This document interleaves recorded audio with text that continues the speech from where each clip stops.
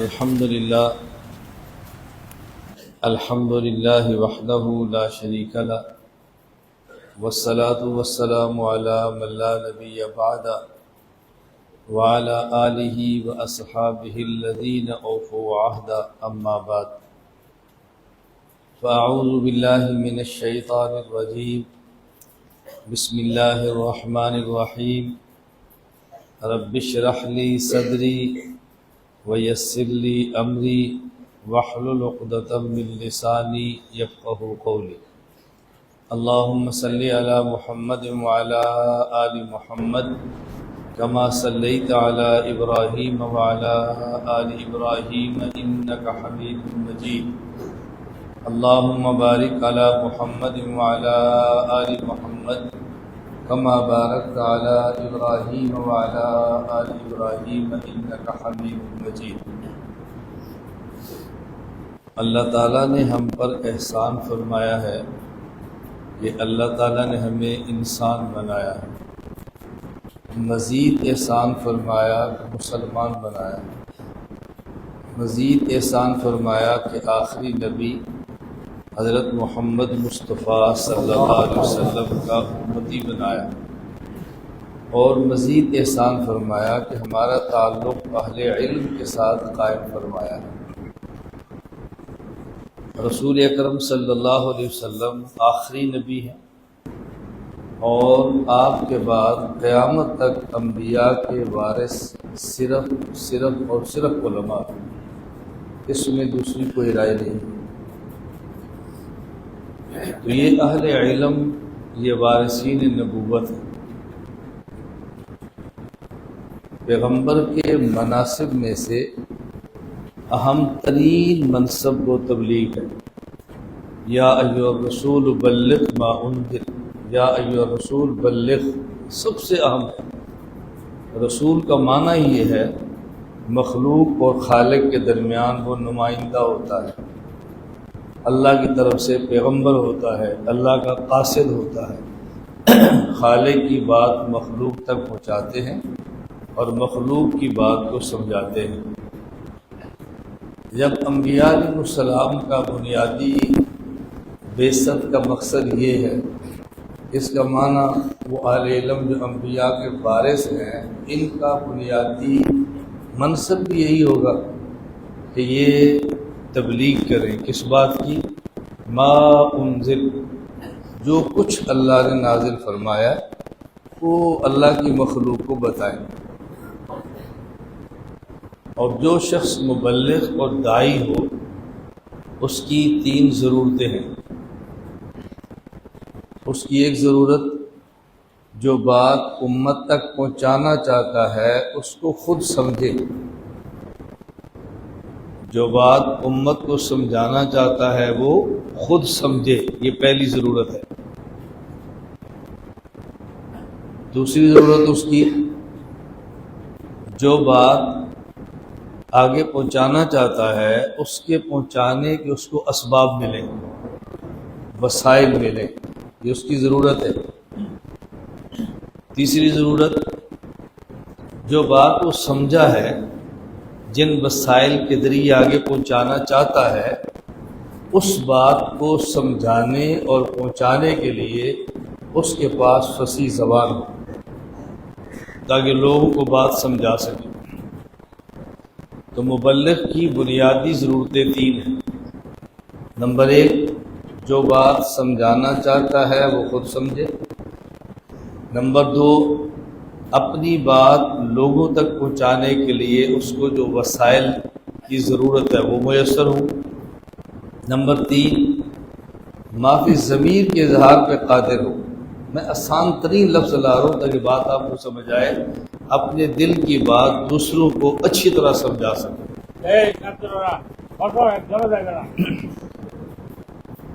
اور یہ تین ضرورتیں حضرت موسیٰ علیہ السلام نے اللہ سے دعا کر کے مانگی ہیں۔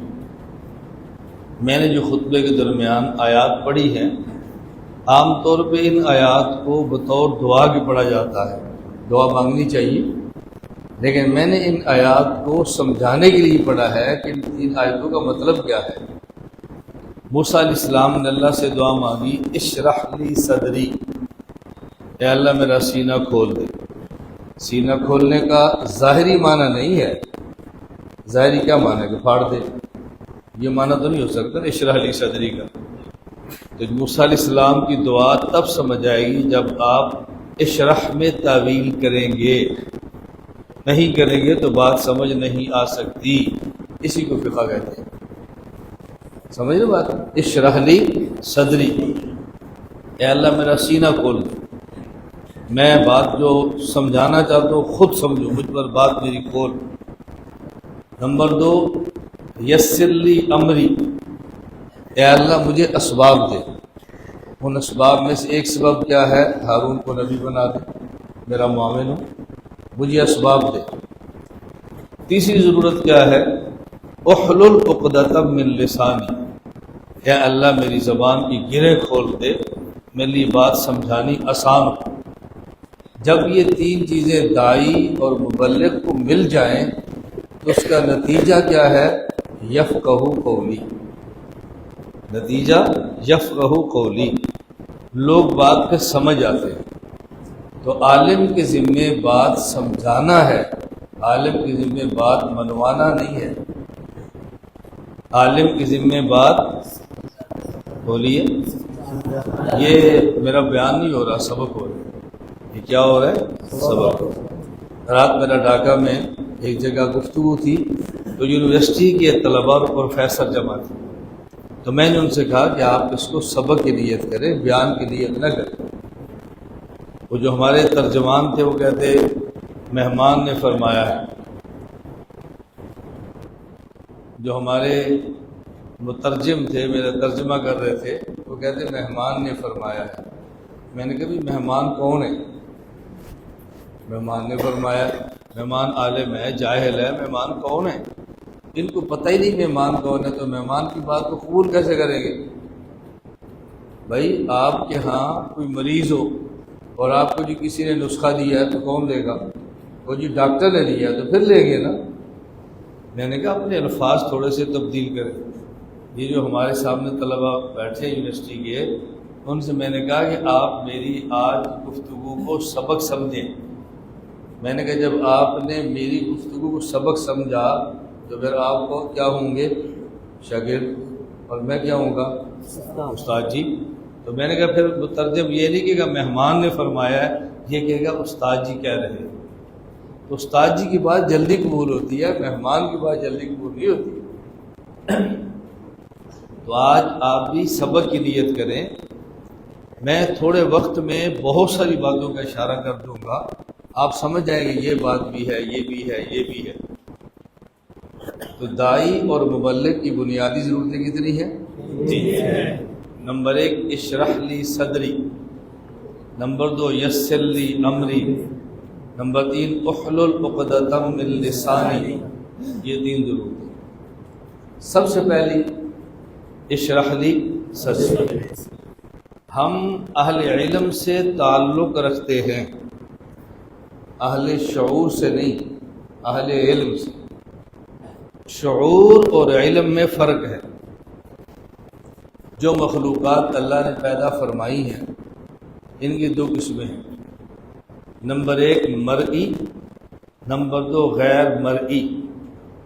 ترجمے کی ضرورت ہے یا ایسے بولتا جاؤں؟ نمبر 1 مرئی، نمبر 2 مرئی وہ مخلوق جو نظر آتی ہے، اور غیر مرئی مخلوق جو نظر نہیں آتی۔ جو مخلوق نظر آ رہی ہے اس کی 4 قسمیں ہیں۔ آپ چونکہ مدرسے کے طلباء ہیں اس لیے میں بعض الفاظ اصطلاحی بیان کروں گا، آپ اس کا مطلب جلدی سمجھ جائیں گے۔ یونیورسٹی اور کالج میں بات کو بہت زیادہ آسان کرنا پڑتا ہے۔ ان میں پہلی قسم کیا ہے؟ جسم، پہلی کیا ہے؟ دوسری قسم ہے جسم نامی، تیسری قسم کیا ہے؟ متحرک بالارادہ، چوتھی قسم ہے حیوان ناطق۔ اب سمجھیں، ترجمہ کرو، آپ نے کہا ترجمہ کرو۔ مخلوق میں پہلی قسم وہ ہے کہ جس کا جسم ہے لیکن اس کے وجود میں تجزی تو ہے، اس کے وجود میں نمو نہیں ہے، اس کا وجود تقسیم تو ہوتا ہے لیکن بڑھتا نہیں ہے۔ اس کی مثال جمادات۔ دنیا میں کوئی پتھر بھی آپ نے نہیں دیکھا کہ 10 سال پہلے چھوٹا ہو 10 سال پہلے بعد بڑا ہو گیا ہو۔ کوئی پہاڑ اپنے بچپن میں دیکھا ہو تو اتنا اور بعد میں دیکھا ہو تو اتنا ہو گیا ہو، کبھی نہیں ہوتا۔ انہیں کہتے ہیں جمادات۔ دوسری قسم نباتات۔ نباتات وہ ہیں کہ جن کا وجود تقسیم بھی ہوتا ہے اور وہ بڑھتے بھی ہیں۔ نمبر 3 حیوانات۔ حیوان، اس کا وجود تقسیم بھی ہوتا ہے، یہ چھوٹے سے بڑا بھی ہوتا ہے اور اپنے ارادے سے حرکت بھی کرتا ہے۔ آگے پھر حیوانات کی کئی قسمیں ہیں، میں مختصر بات کہہ رہا ہوں علم کو سمجھانے کے لیے۔ اس کے بعد پھر ہے انسان۔ دیکھو انسان کا وجود تقسیم بھی ہوتا ہے، انسان بڑھتا بھی ہے، مرضی سے حرکت بھی کرتا ہے، لیکن اہم چیز اس میں ایک اور ہے جسے کہتے ہیں ناطق۔ کیا کہتے ہیں؟ ناطق کا معنی کیا ہوتا ہے؟ طلب ناطق کا معنی بات چیت کرنے والا۔ تم کیسے درویش ہو، تمہیں ناطق کا معنی بھی نہیں آتا۔ ناطق کہتے ہیں مدرک کلیات کو۔ ناطق کسے کہتے ہیں؟ مدرک کلیات کو۔ ایک دوسرے کو دیکھتے ہیں کیا کہہ رہا ہے۔ ناطق بولنے والا کیا ہوتا ہے؟ جو گنگا ہو، جو بولتا نہیں ہے، وہ کیا ہے؟ بھی ناطق ہے۔ بھائی جو گنگا ہے وہ حیوان ناطق نہیں ہے۔ حیوان ناطق ہوگا تو انسان ہوگا، وہ تو بول نہیں سکتا تو حیوان ناطق کیسے ہو گیا؟ ناطق کا معنی ہے مدرک کلیات۔ توجہ رکھنا، میں بات سمجھانا چاہتا ہوں۔ مرئی مخلوقات میں سے پہلی قسم ہے جمادات، دوسری نباتات، تیسری حیوانات، چوتھی انسان۔ یہ انسان حیوان ناطق ہے۔ اس ایک مخلوق میں اور پہلی 3 قسم میں بنیادی فرق کیا ہے؟ اصل جو امتیاز ہے، تینوں سے اس کو امتیاز کرتا ہے، وہ اس کا ناطق ہونا۔ جسم میں یہ سب کے ساتھ شریک ہے، نامی ہونے میں نباتات سے شریک ہے، متحرک بالارادہ ہونے میں حیوانات کا شریک ہے۔ اس کی امتیازی شان کیا ہے؟ ناطق۔ یہ اس کی امتیازی شان ہے، ناطق ہونا۔ ناطق کا معنی ہے مدرک کلیات۔ میں سمجھانے لگوں شعور اور علم میں فرق کیا ہے۔ پتھر میں شعور ہے، نباتات میں شعور ہے، حیوانات میں شعور ہے، دلیل جمادات میں شعور ہے، دلیل قرآن کریم میں ہے وَإِنَّ مِنَ الْحِجَارَةِ لَمَا يَتَفَجَّرُ مِنْهُ الْأَنْهَارُ۔ آگے وَإِنَّ مِنْهَا لَمَا يَشَّقَّقُ فَيَخْرُجُ مِنْهُ وَإِنَّ مِنْهَا لَمَا يَهْبِطُ۔ یہ خشیت بغیر شعور کے نہیں ہوتی۔ اللہ یہ نہیں فرما رہے کہ ہم پتھر کو گرا دیتے ہیں، فرماتے ہیں وہ گر جاتا ہے۔ گرایا جائے تو وہ مجبور محض ہوتا ہے، جو گرتا ہے وہ مجبور محض نہیں ہوتا۔ تو بات سمجھ آ رہی ہے؟ گرنے کی نسبت خدا نے پتھر کی طرف کی ہے، یہ نہیں کہ آپ اس کو گرا دیتے، گرتا ہے۔ اور گرتا کیسے ہے؟ من خشیت اللہ۔ اس کا معنی شعور ہے، شعور بہت کم ہے لیکن شعور ہے۔ اور نباتات میں بھی شعور ہے۔ الم تر ان اللہ یسجد له من فی السماوات ومن فی الارض والشمس والقمر والنجوم والجبال والشجر والدواب۔ شعور ہے تو سجدہ ہے نا، بغیر شعور کے سجدہ کیسے ہے؟ شجر بھی ہے، سب آگے اس کے اندر۔ میں دلائل میں نے پہلے آپ سے کہا تھا کہ میں ایسا بیان کروں گا، آپ اس کو پھیلائیں گے تو 4 دن لگے رہیں، آپ اس کو سمیٹیں تو 1 گھنٹے بیان کر لیں۔ میں اشارے دوں گا، یہ دیکھیں، یہ دیکھیں، یہ دیکھیں۔ میں آج بھی جو آپ کے مدرسے میں ہوں اپنے شوق سے آیا ہوں۔ آپ کو تو شوق ہوگا نہیں ہوگا مجھے نہیں پتا، ہوگا، لیکن میں اپنے شوق سے آیا ہوں۔ نومبر 2024 کو آیا تھا تو مجھے مدرسہ بہت اچھا لگا، طلبہ دیکھے، تخصصات دیکھے، تو میری خواہش تھی اگلی دفعہ آؤں تو تفصیل سے بیٹھ کے بات کروں۔ میں قصیم گیا تو نجم الدین مولانا اور سلیم الدین مولانا دونوں مجھے ملے۔ ابھی میں پچھلے ماہ مدینہ منورہ گیا، وہ قصیم سے مجھے پھر ملنے کے لیے آئے۔ تو میں نے کہا میرا بنگلہ دیش کا سفر ہے، تو انہوں نے کہا ہماری خواہش ہے ضرور جائیں۔ تو ان کی خواہش تھی، میری بھی خواہش تھی، خواہش جمع خواہش، بڑی خواہش ہو گئی، 2 خواہشیں ہو گئی۔ تو میں آتی ہی میرا جمعہ 6 تاریخ کو پہنچا، شاید میرا چیری بیان تھا، جمعے کے بعد تھا، تو میں نے پورا شیڈول دیکھا تو اس میں میناروں پر نہیں تھا۔ میں نے کہا کہ اس کو ڈالو، میں نے اس میں آنا ہے۔ تو اب میں ڈھاکہ صرف آپ کے لیے آیا، میں نے یہیں سے واپس جانا، میرے اور کوئی بیانات یہ جلسے نہیں ہیں، میں صرف آپ کو بتا رہا ہوں کہ جس بندے کا جو شوق ہو وہ شوق کی جگہ ڈھونڈتا ہے۔ علم ہمارا ذوق ہے، یہ سٹیج کی خطابت وہ تو ہماری ضرورت ہے، اصل تو ہم مدرس ہیں نا، سٹیج تو ہماری ضرورت ہے، ہم سٹیج کی خطابت کو اہل باطل کے لیے خالی جگہ نہیں چھوڑ سکتے، ہماری مجبوری ہے کہ ہم سٹیج پر بھی للکارتے ہیں تاکہ وہ یہ نہ سمجھے کہ ان کے پاس خطیب نہیں ہے، یہ سب گونگے موری بیٹھے ہوئے۔ اور خطابت سے اہل باطل کا مقابلہ کرنا یہ رسول اللہ صلی اللہ علیہ وسلم کی سنت سے ثابت ہے۔ نجران کے عیسائی آئے تو انہوں نے اپنا شاعر پیش کیا، تو حضور نے مقابلے میں حسان بن آپ نے شاعر پیش کیا، انہوں نے اپنا خطیب پیش کیا، تو آپ نے ثابت بن قیس خطیب پیش کیا، انہوں نے دلائل دیے، تو پھر حضور پاک نے دلائل دیے، تو اللہ کے نبی نے شاعر کے مقابلے میں شاعر دیا ہے اور خطیب کے مقابلے میں خطیب دیا ہے۔ وہ تو ہم نے اس لیے اسٹیج سنبھالا ہوا ہے کہ وہ یہ نہ سمجھے کہ ان کو بولنا نہیں آتا، ہمیں بولنا بھی آتا ہے، یہ کوئی مسئلہ نہیں ہے۔ تو میں خیر کہہ رہا تھا، میں صرف آسان سی باتیں کہہ رہا ہوں۔ تو شعور ان تینوں میں ہے لیکن ان کے اندر علم نہیں، علم صرف انسان کے پاس ہے۔ جمادات اور اگر یہ علم کی نسبت آ جائے نا وہ مجازی ہوگی، حقیقی نہیں ہوگی۔ اصل انسان صرف علم انسان کے پاس ہے۔ یہ انسان کا امتیاز ہے کہ یہ جمادات بھی نہیں ہے، نباتات بھی نہیں ہے، حیوانات بھی نہیں ہے، بلکہ صاحب علم۔ اب شعور اور علم میں 2 لفظوں میں فرق سمجھ لیں۔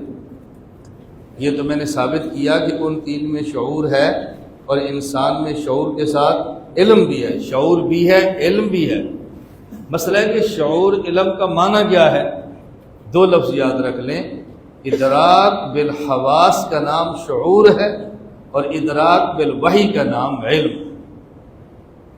ادراک بالحواس کا نام شعور ہے اور ادراک بالوحی کا نام علم۔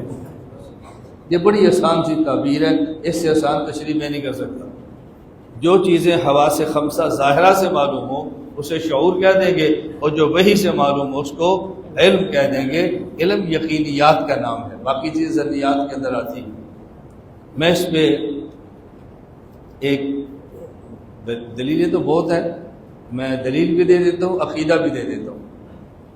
پہلے تو آپ ذرا سمجھے، قرآن کریم میں ہے فَإِذَا قِيلَ لَهُمْ لَا تُفْسِدُوا فِي الْأَرْضِ قَالُوا إِنَّمَا نَحْنُ مُصْلِحُونَ أَلَا إِنَّهُمْ هُمُ الْمُفْسِدُونَ وَلَكِنْ لَا يَشْعُرُونَ وَإِذَا قِيلَ لَهُمْ آمِنُوا كَمَا آمَنَ النَّاسُ قَالُوا أَنُؤْمِنُ كَمَا آمَنَ السُّفَهَاءُ أَلَا إِنَّهُمْ هُمُ السُّفَهَاءُ وَلَكِنْ لَا يَعْلَمُونَ۔ فساد کی باری ہے تو لفظ شعور آیا، اور ایمان کی باری ہے تو لفظ علم آیا ہے۔ معلوم ہوتا ہے کہ شعور علم میں فرق ہے، فرق ہے تو 2 لفظ اللہ الگ لگ رہا ہے نا۔ فساد کا تعلق شعور سے، آنکھ سے فساد نظر آ جاتا ہے، لیکن ایمان آنکھ سے نظر نہیں آتا، ایمان کے ثمرات آنکھ سے نظر آتے ہیں۔ یہ دلیل ہے امام ابو حنیفہ کے اس قول پر، ایمان تصدیق قلبی کا نام۔ نہیں سمجھ آئی بات آپ کو؟ نہیں سمجھ آئی؟ اتنی جلدی آپ کی بس ہو گئی۔ ایمان مرکب ہے یا بسیط ہے؟ ایمان مرکب ہے یا بسیط ہے؟ ایمان بسیط ہے۔ ایمان تصدیق قلبی کا نام ہے۔ اقرار باللسان زندگی میں 3 مواقع پر ہے، میں تو لمبی بحث نہیں کر رہا۔ ایمان بسیط ہے۔ اگر ایمان مرکب ہوتا، قول و فعل کا نام ہوتا، تو قول انسان کان سے سنتا ہے، فعل کا نام ہوتا نماز کا تو نماز آنکھ سے دیکھتا ہے۔ قرآن کہتا ہے وَلَٰكِن لَّا، جب ایمان کی باری فرمایا کہ ان کے پاس علم نہیں ہے۔ کیوں؟ ایمان کا تعلق قلب کے ساتھ ہے، وہ نظر نہیں آتا، اس کا وحی سے پتہ چلتا ہے۔ نشانات تو ہو سکتے ہیں، آج کسی کو آپ منافق کہہ سکتے ہیں؟ کسی کو منافق کہہ سکتے ہیں؟ منافق ہیں، ہم منافق نہیں کہہ سکتے، کیوں؟ نفاق کا معنی ہے دل میں ایمان ہو اور ظاہر میں نہ، دل میں کفر ہو اور ظاہر وہ دعویٰ اقرار زبان سے کرے، یہ منافق ہے۔ دل میں کفر ہے، ہم کیوں نہیں کہہ سکتے؟ کیونکہ مخفی چیز ہے، وہ محسوس نہیں ہو رہی۔ جب وہی تھی تو کہہ سکتے تھے، وہی کا دروازہ بند ہو گیا تو منافق کے فتوے بھی ختم ہو گئے۔ اسے کیا معلوم ہوا کہ ایمان کس کا نام ہے؟ بولیے، وسیط ہے، یہ قلبی تصدیق کا نام ہے۔ ابھی حضرت بار بار فرماتے بھی یہ ترجمان ہے حنفیت کا، تو ترجمان کو تو پھر ترجمانی کرنی چاہیے نا۔ ترجمان تو لکیروں کا محتاج نہیں ہوتا، وہ تو پھر اپنے دلائل پیش کرتا ہے۔ میں اپنی باتیں نہیں کہتا، میں اپنے اکابر کی باتوں کو کھولتا ہوں، اس پر مزید دلائل لاتا ہوں تاکہ آپ کو پتہ چلے۔ کچھ دلائل کتابوں میں لکھے ہوئے ہیں، کچھ لکھے جا رہے ہیں، کچھ اللہ چاہے گا مزید بھی لکھتے رہیں گے انشاءاللہ۔ میں بتا رہا تھا شعور ایمان میں فرق ہے، سمجھ آ گیا؟ عقیدہ سنو، لا تقولوا لمن يقتل في سبيل الله اموات بل احیاء ولکن لا تعلمون نہیں فرمایا۔ لا تقولوا لمن يقتل في سبيل الله اموات بل احیاء، یہ بل کے آگے ہے قولوا احیاء، بل احیاء، ان کو زندہ کہو۔ لا تقولوا کے بعد بل آئے گا تو پھر بل ہم احیاء ہوگا یا بل قولوا احیاء ہوگا؟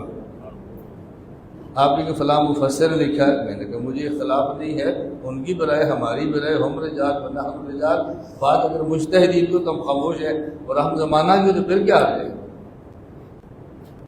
لا تقولوا کے بعد بل آئے گا تو پھر کیا کہیں گے؟ لا تقولوا نہیں بل قولوا۔ قولوا کا معنی کیا ہے؟ صرف احیاء سمجھو نہیں، احیاء بولو بھی۔ لوگ کہتے ہیں ہمارا عقیدہ ہے، ہم نے کہا عقیدہ تو زبان سے بھی نہیں بولتے، پھر آپ قرآن کہتے ہیں قولوا، زبان سے کو، زبان سے کو، کسی کو پکڑنا ہو تو بھی زبان سے اظہار کر۔ تو بد عقیدہ لوگ عقیدے چھپاتے ہیں، زبان سے نہیں بولتے۔ قرآن کہتے ہیں نہیں بل قولوا، زبان سے کو، بل احیاء ولکن لا، قرآن نے ولکن لا تشعرون فرمایا ہے، ولکن لا تعلمون نہیں فرمایا۔ کیوں؟ ایک آدمی سوتا ہے اور ایک آدمی فوت ہو جاتا ہے، توجہ رکھنا، احادیث میں نیند پر موت کا اطلاق ہوا ہے۔ جب ہم رات کو سونے لگتے ہیں تو دعا پڑھتے ہیں اللہم بسمک کا، یہ مرنے لگے یا سونے لگے؟ تو اموتو کیوں کہتے ہیں؟ انامو کہیں نا۔ اور جب صبح اٹھتے ہیں الحمدللہ الذی احیانا بعد ما، تو رات سوئے تھے یا موئے تھے؟ سوئے تھے یا موئے تھے؟ تو کون؟ الحمدللہ الذی ایقظنا بعد ما انامنا، آپ کہتے ہیں احیانا بعد ما اماتنا۔ تو رات سوتے ہیں تب بھی نیند کو موت کہتے ہیں، صبح اٹھتے ہیں تب بھی نیند کو موت کہتے ہیں۔ تو قرآن کریم سے تو ثابت ہے، احادیث سے تو ثابت ہو گیا کہ نیند پر موت کا لفظ رسول اللہ صلی اللہ علیہ وسلم نے استعمال فرمایا ہے۔ اسی طرح موت پر نیند کا لفظ بھی استعمال ہوا، موت کو نیند کہا گیا ہے قرآن کریم میں۔ وَتَحْسَبُهُمْ أَيْقَاظًا وَهُمْ رُقُودٌ، رقود کا معنی جاگنے والے یا سونے والے؟ بولو، وَتَحْسَبُهُمْ أَيْقَاظًا رقود، کیا جاگنے والے کہ سونے والے؟ سونے والے۔ اچھا سونے والے کہ مرنے والے؟ رقود کا معنی صحابہ کا آپ سوئے ہوئے تھے یا مرے ہوئے تھے؟ سوئے ہوئے تھے نا، مرے ہوئے تو نہیں تھے۔ جس کا معنی قرآن بتا رہے رقود کا معنی ہے سونے والے۔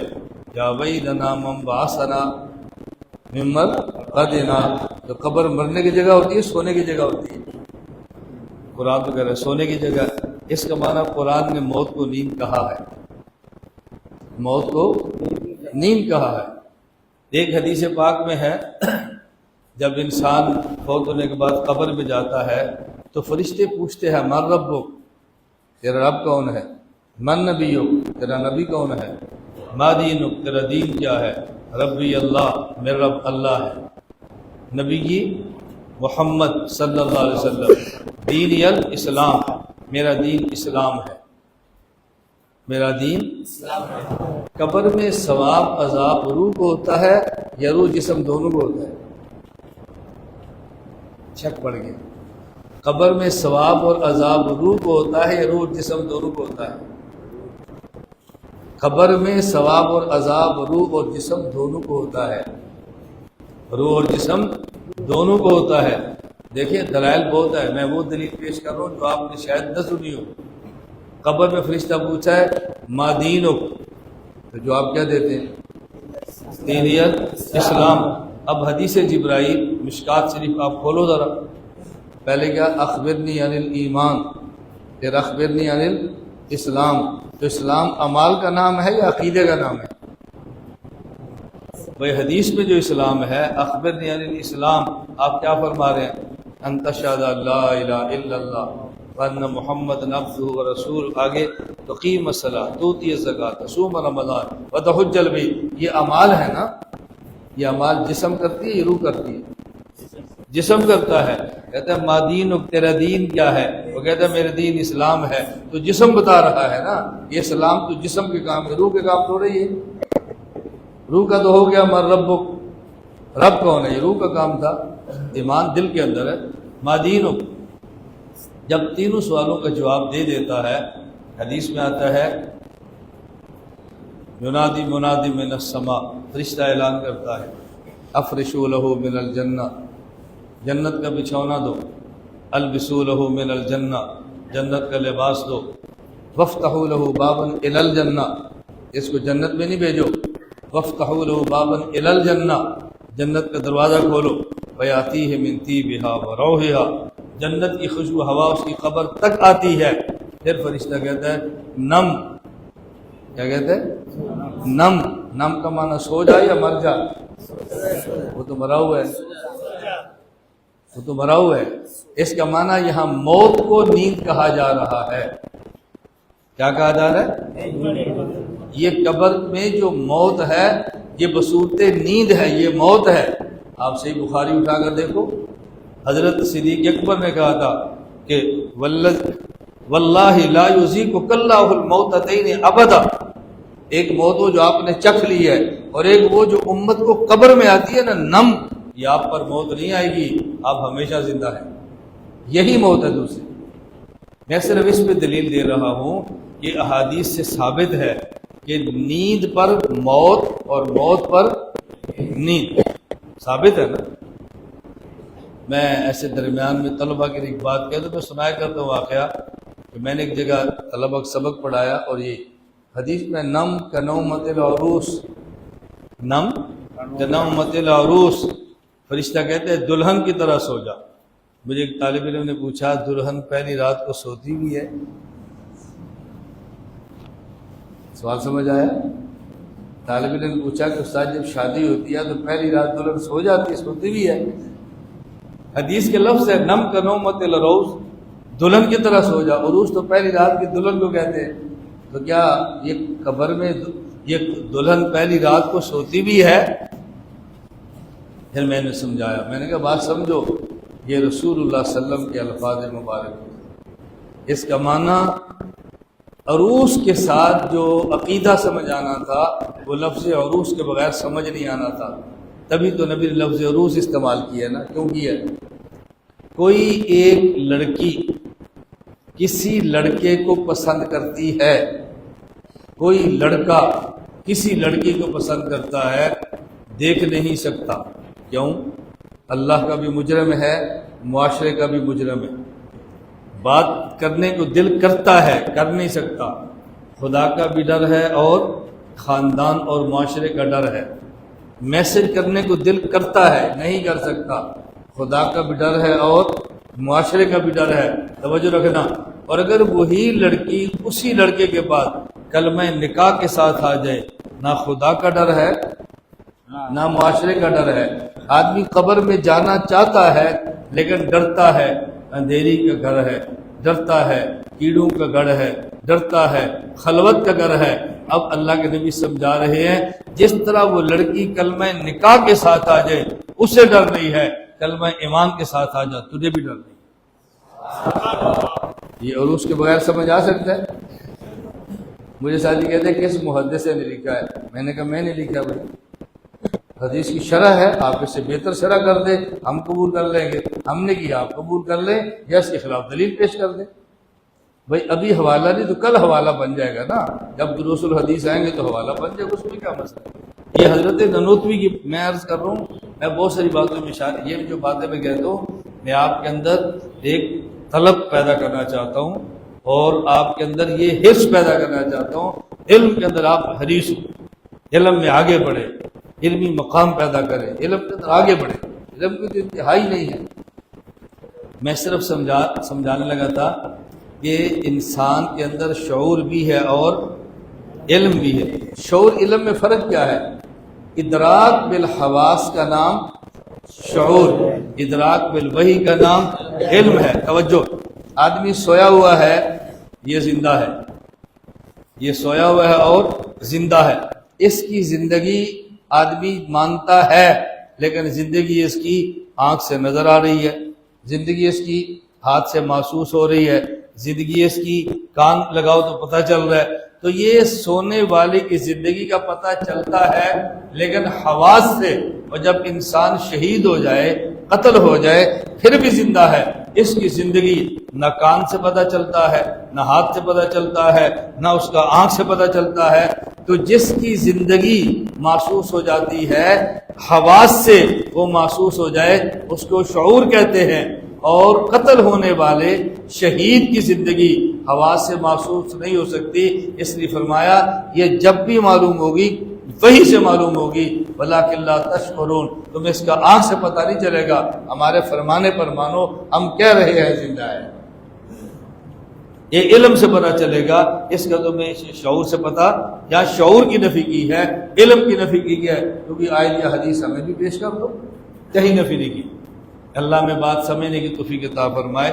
میں یہ عرض کہہ رہا تھا کہ اللہ کا شکر ہے کہ اللہ نے ہمارا تعلق اہل علم کے ساتھ قائم فرمایا۔ اس کے ساتھ توجہ رکھنا، دیکھو ایک جمادات، نباتات، حیوانات اور انسان، کسی پتھر پہ وحی آتی ہے؟ بولیے، کسی درخت پہ وحی آتی ہے؟ کسی جانور وحی آتی ہے؟ وہی کس پر آتی ہے؟ انسان پہ آتی ہے، وہ نبی بنتا ہے۔ اب دروازے بند ہیں، نبی پاک صلی اللہ علیہ وسلم کے بعد دروازہ بند ہے، کسی پر وحی نہیں آ سکتی۔ میں بتا رہا ہوں وحی صرف انسان کے لیے ہے، اور جہاں وحی کا لفظ کسی اور کے لیے ہوگا وہ شرعی معنی میں نہیں ہوگا، وہ لغوی معنی میں ہوگا۔ وہ کس میں ہوگا؟ شیاطین بھی ایک دوسرے پر کرتے ہیں، اوحی ربک الی النحل، یہ مکھی کے اوپر وحی آ رہی ہے، یہ لغوی معنی ہے یا شرعی معنی ہے؟ بولیے بیٹا، بات اچھی طرح سمجھو، میں جہاں تک لے جانا چاہتا ہوں آپ کے دماغ میں نہیں، میں سمجھانا کیا چاہ رہا ہوں۔ میں نے شروع میں کہا تھا اشرح لی، مبلغ کے لیے ضروری ہے وہ جس بات کی تبلیغ، جس بات کی تعلیم، جو بات امت کو سمجھانا چاہ رہا ہے وہ خود سمجھے، خود سمجھے، خود سمجھے۔ معلوم ہوا قرآن کریم میں اور احادیث میں آپ کو کئی الفاظ ایسے ملیں گے وہاں اس لفظ کا لغوی معنی مراد ہوگا، اس لفظ کا شرعی معنی مراد نہیں ہوگا۔ وہی انسان کے علاوہ کسی اور پر آتی ہے؟ نہیں آتی نا۔ اور احادیث آیات سے ثابت ہے وہی مکھی پر بھی آ رہی ہے، جس کا معنی وہ وہی لغوی معنی میں ہے، وہ وہی شرعی اصطلاحی معنی میں لفظ قرآن میں ہے، اور معنی شرعی نہیں ہے، معنی لغوی۔ آپ کے یہاں مسجد میں 5 وقت نماز ہوتی ہے جماعت کے ساتھ، اور 5 وقت میں اذان ہوتی ہے، توجہ رکھنا، 5 وقت میں۔ میں اگر آپ سے پوچھوں بھائی آپ مؤذن کسے کہتے ہیں، آپ کہیں گے جو نماز کے لیے جمع کرنے کے لیے کہتا ہے اللہ اکبر اللہ اکبر، یہ مؤذن ہے۔ قرآن نے مؤذن اس کو کہا ہے، اس کو کہا ہے، قرآن کہتا ہے اذن مؤذن ایتھا العیر، یہ جو آوازیں لگانے والا ہے وہ مؤذن ہے۔ ہم مؤذن کسی اور کو کہہ رہے ہیں، قرآن مؤذن کسی اور کو کہہ رہا ہے۔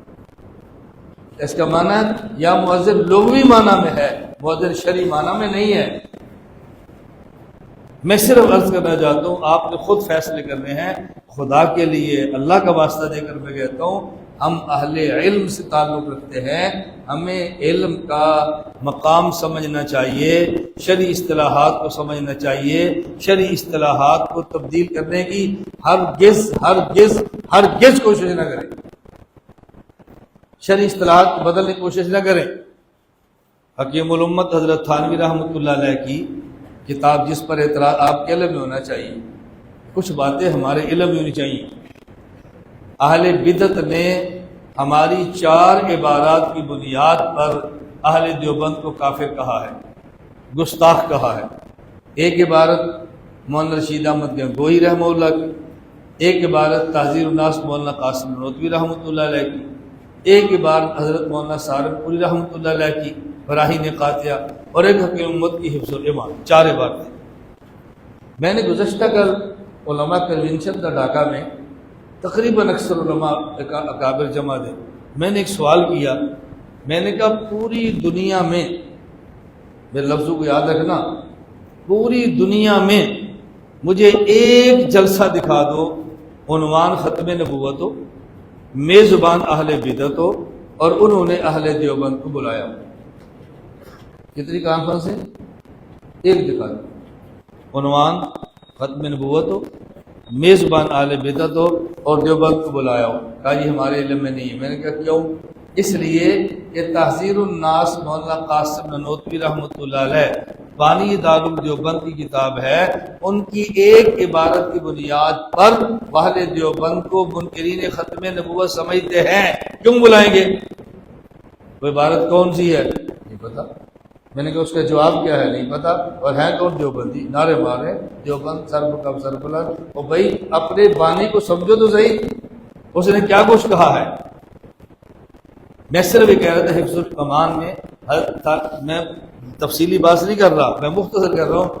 حضرت تھانوی رحمۃ اللہ فرماتے ہیں عالم الغیب اللہ کی ذات کے لیے کے علاوہ کسی اور کے لیے استعمال کرنا جائز نہیں۔ کیوں؟ فرمایا عالم الغیب یہ شریعت کی اصطلاح ہے، یہ کسی اور کے لیے آپ استعمال نہیں کر سکتے۔ اگر آپ کہتے ہیں عالم الغیب کا معنی یہ ہے، جی معنی یہ ہے جو بعض ایسی چیزیں جانتا ہو جو ہم نہیں جانتے، ہم اس معنی میں عالم الغیب کہتے ہیں۔ تعلیم فرماتا ہے کوئی بندہ کہہ دے گا ہمارے عالم الغیب کا معنی ہے اس کو کچھ ایسی باتوں کا پتہ ہو جو دوسروں کو نہیں پتا، لہذا میں اللہ کو عالم الغیب نہیں کہتا، کیونکہ یہ معنی اللہ کے لیے تو درست نہیں ہے نا، اللہ کو ساری جانتے ہیں نا، تو پھر اللہ کے لیے ٹھیک نہیں ہوگا۔ عالم الغیب کا معنی متعین ہے، اصطلاحات ہم کبھی بھی تبدیل نہ کریں۔ میں نے مختصر سی بات کی ہے، میں اشارے کر رہا ہوں، میں نے عرض کیا میں تفصیلات میں نہیں جا رہا۔ اللہ کا شکر ہے اللہ نے ہمیں اہل علم سے جوڑا ہے، اہل علم انبیاء کے وارث ہے، تو اہل علم کو شریعت کو سمجھنا چاہیے اور سمجھ کر شریعت کو بیان کرنا چاہیے۔ یہ جو ہمارے مدارس میں 8 سال یا 10 سال ہم درجہ حفظ کے بعد پڑھتے ہیں، یہ شریعت کو سمجھنے کے لیے پڑھتے ہیں۔ اگر مدرسے میں 10 سال پڑھنے کے باوجود بھی ہمیں شریعت سمجھنا آئے تو مجھے بتاؤ شریعت ہم کہاں سے جا کر سمجھیں گے؟ یہ طلباء کا زمانہ پڑھنے کا ہے، یہ طلباء کا زمانہ سمجھنے کا ہے، یہ طلباء کا زمانہ کتابوں کا ہے، یہ طلباء کا زمانہ محنت کا ہے، یہ طلباء کا زمانہ کتاب۔ میں بحمد اللہ تعالی اللہ کا شکر ادا کرتا ہوں، میں نے کتابیں پڑھی ہیں اور میں متون کو حفظ کرتا تھا، میں ایسے نہیں، میں متن حفظ کرتا تھا۔ میرے ساتھ پڑھنے والے طلباء سے جا کر پوچھ لو، عصر کے بعد میں کسی کو مسجد کے باہر نظر نہیں آتا تھا، فجر کے بعد درجہ ثالثہ تک مجھے مسجد کے باہر شاید کسی نے دیکھا ہو، فجر کے بعد بھی مسجد، عشاء کے بعد بھی مسجد، عصر کے بعد بھی مسجد، سب سے آخر میں سونا، سب سے پہلے اٹھنا اور متون کو حفظ کرنا۔ میں نے ارشاد الصرف 1985 میں پڑھی ہے اور پڑھائی میں نے 225 کے اندر ہے۔ پڑھی کب ہے؟ 1985، اور پڑھائی کب ہے؟ 225 میں۔ ابھی آپ چھٹی کریں، طلبہ سرف پہ بٹھا دیں، کتاب میرے سامنے رکھ دیں، میں بغیر متعلق سرف شروع کر دوں، ہم نحو شروع کر دیں، منطق شروع کر دیں، کوئی کتاب رکھ دیں، پھر آپ کو اندازہ ہوگا کہ جب پڑھا ہو تو پھر مزہ کیا آتا ہے۔ یہ میں بات اس لیے طلبہ سے عرض کر رہا ہوں کہ ہم طلبہ محنت کریں، محنت اللہ کا شکر ہے اللہ نے میرے علم سے تعلق قائم فرمایا. میں کس درد کے ساتھ یہ بات سمجھاؤں، یہ ماحول ابھی میسر ہے، کچھ سالوں کے بعد مدرسہ چھوڑ دیں گے یہ ماحول نہیں ملے گا، نہ یہ مشائخ ملیں گے، نہ یہ اساتذہ ملیں گے، نہ یہ ماحول ملے گا. ترستے رہیں گے ہمیں یہ ماحول نہیں ملے گا. اس ماحول کی قدر کریں.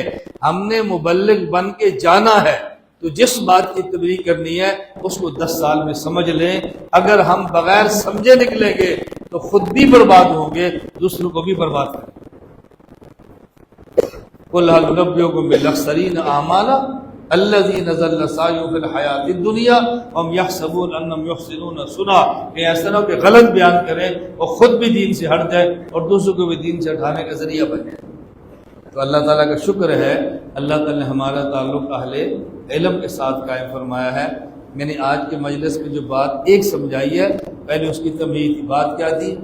ایک لفظ شعور اور ایک لفظ بولیے ایک لفظ شعور اور ایک لفظ علم.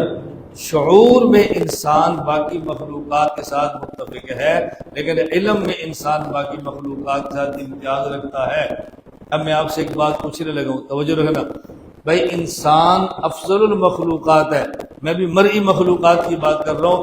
اس کے افضل ہونے کی وجہ اس انسان کا علم ہے، اس انسان کا علم ہے. چلے غیر مرئی مخلوقات میں سے ملائکہ ہے. اللہ نے پہلا انسان آدم علیہ السلام پیدا فرمایا. وَإِذْ قَالَ رَبُّكَ لِلْمَلَائِكَةِ إِنِّي جَاعِلٌ فِي الْأَرْضِ خَلِيفَةً قَالُوا أَتَجْعَلُ فِيهَا مَن يُفْسِدُ فِيهَا وَيَسْفِكُ الدِّمَاءَ وَنَحْنُ نُسَبِّحُ بِحَمْدِكَ وَنُقَدِّسُ لَكَ قَالَ إِنِّي أَعْلَمُ مَا لَا تَعْلَمُونَ وَعَلَّمَ آدَمَ الْأَسْمَاءَ كُلَّهَا ثُمَّ عَرَضَهُمْ عَلَى الْمَلَائِكَةِ وَقَالَ أَنبِئُونِي بِأَسْمَاءِ هَؤُلَاءِ إِن كُنتُمْ صَادِقِينَ قَالُوا سُبْحَانَكَ لَا عِلْمَ لَنَا إِلَّا مَا عَلَّمْتَنَا إِنَّكَ أَنتَ الْعَلِيمُ الْحَكِيمُ. آگے یا قال یا آدم انبئہم باسمائہم. تو فرشتے کہتے تھے عمل تو ہم کر رہے ہیں، عبادت تو ہم کر رہے ہیں. اللہ فرمائے نہیں، یہ جو تم سے افضل ہے آپ سمجھیں. اللہ تعالیٰ مجھے اور آپ سب کو بات سمجھنے کی توفیق عطا فرمائے. تو علم اور شعور میں فرق سمجھ آ جائے گا، اس کو ذہن میں رکھ لیں گے. علم ادراک بالوحی کا نام، توجہ رکھنا. میں ایک بات مختصر سے اور کہہ دیتا ہوں. آج جتنے لوگ ملحد ہیں اور وہ دین پر اعتراضات کرتے ہیں، ان کے اعتراضات کی بنیاد عقل ہے، اور شریعت نے بنیاد عقل پہ نہیں رکھی، شریعت نے بنیاد وحی پہ رکھی. ان کے اعتراضات کی بنیاد عقل ہے اور شریعت نے بنیاد شریعت کی عقل پہ نہیں رکھی بلکہ وحی پہ رکھی. عقل پہ بنیاد کیوں نہیں رکھی؟ یہ نقطہ ذہن میں رکھ لیں. وجہ، اگر عقل پہ بنیاد رکھ دی جاتی، عقل کس کی ہوتی؟ 14 سال کا بچہ بالغ ہے، اس کی ہو. 50 سال کا باپ ہے، عقل اس کی ہو. 50 مرد کی ہو اور عقل مرد کی ہو. عقل عورت کی ہو، عقل عالم کی ہو، عقل غیر عالم کی ہو، عقل انجینئر کی ہو، عقل مزدور کی ہو، عقل بادشاہ کی ہو، عقل غلام کی ہو. کس کی عقل ہو؟ دنیا میں عقلوں میں اتنا اختلاف ہے، اس کو بنیاد بنایا نہیں جا سکتا. اللہ نے شریعت کی بنیاد بنایا وحی کو. کیوں؟ وحی کو بھیجنے والا ایک اللہ، وحی کو لانے والا ایک جبرائیل، اور جس پر وحی آخر میں آئی ہے وہ ایک شخص ہے، محمد مصطفیٰ صلی اللہ علیہ وسلم. جس نے وحی بھیجی وہ بھی ایک، جس نے لایا وہ بھی ایک، جس پہ آئی وہ بھی ایک. اختلافات کے دروازے بند. تو حکام شرع کی بنیاد عقل نہیں ہے بلکہ وحی ہے. عقول میں تعدد جتنا ہے ان کا اتفاق مشکل ہوگا. اللہ نے اس کو بنیاد ہی نہیں بنائی. اور ملحدین کے اعتراضات کی بنیاد وحی نہیں ہے، ان کے اعتراضات کی بنیاد بولیے عقل. اور میں ایک جملہ عرض کرتا ہوں. یہ ڈھاکہ یونیورسٹی گزشتہ سال میرا بیان تھا، تو میں نے وہاں پروفیسر اسٹوڈنٹ تھے، میں نے ان سے کہا ایک بات پہ آپ ناراض نہیں ہونا، احکام شریعت کے جتنے اعتراضات ہوتے ہیں وہ کرنے والے مدرسے کے لڑکے نہیں ہوتے، وہ یونیورسٹی کے لڑکے ہوتے. میں نے کہا بھی ناراض بات سمجھنا. میں نے بھی کچھ دن پہلے ایک ملک میں تھا، میں نے یہ بات کی تو لڑکے کہتے ہیں نہیں جی، لوگ کہتے ہیں نہیں جی. میں نے کہا کیوں نہیں؟ کہتے ہیں مولوی پر اعتراض بہت کرتے ہیں. میں نے کہا نا، میں مولوی پر اعتراض نہیں کہہ رہا، میں کہتا ہوں مولوی کا شریعت پر اعتراض مجھے بتائیں۔